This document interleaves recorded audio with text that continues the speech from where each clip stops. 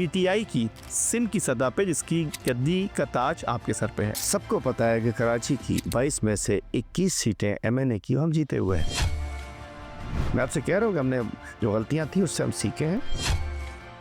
मौका मिल जाता से वो रात, क्या है वही मौका है 18 में आपके दोस्तों की तरफ से आपको दिया गया? वो मौका जो कि आवाम ने दिया था उसे छीना ना जाता। उस वक्त तो आपने कोई शोर शराबा नहीं किया। जैसा आपने कहा, शराय भुट्टो एक बहुत बड़ी जाति। ये ब्यूरोक्रेट्स जो है इनोसेंट नहीं है। आपके ऊपर जो केस बना वो लैंड ग्रैबिंग के हवाले से था।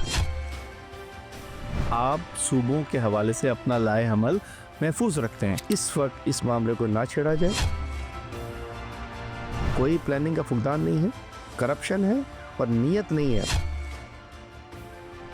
कि बतौर वजीर आजम इमरान खान साहब जब कहा करते थे कि मैं फला का एसी जेल में बंद कर दूंगा, मैं इसको भी अडियाला भेज दूंगा, लेकिन इमरान खान पे इज्जती बराबर भी इल्जाम नहीं है। जब भी कहा गया कि भाई तहरीक इंसाफ की क़यादत अपने लीडर की आज़ादी के लिए जद्दोजहद करेगी, और अगर ये अडियाला कराची में होता तो आपको कराची उस अंदाज से नज़र आता जो अल्हम्दुलिल्लाह जिसका जो नज़र आना चाहिए।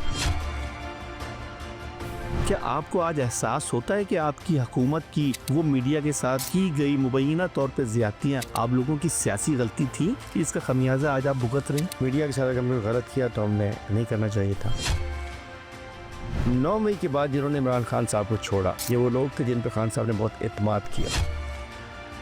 क्या आपको बतौर पार्टी आज अफसोस होता है अपने उस तर्ज अमल पे जो मुबैना तौर पे आपके कारकुनों की तरफ से किसी भी रद्द अमल के तौर पे किया गया? ओछी हरकत और बहुत ही नादानिस्ता अमल नहीं था आप लोगों का? पार्टी फैसला करेगी ओछी हरकत किसकी थी। क्या वो फॉल्स फ्लैग ऑपरेशन था या वो वाक़तन जो कहा जा रहा है वो था? इसका तो फैसला कोई बड़ा जुडिशल कमीशन करेगा।